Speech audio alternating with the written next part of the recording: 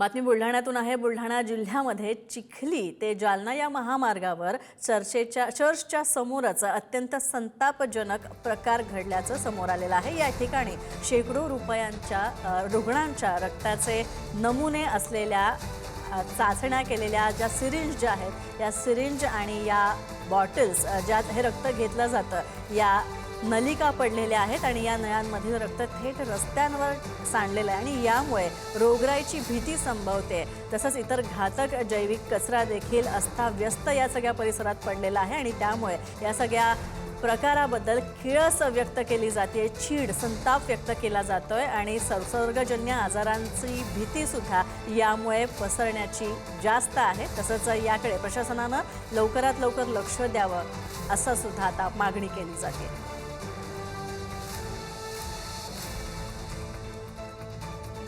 शिकूया AI ची क्रांती, चला करूया MSCIT।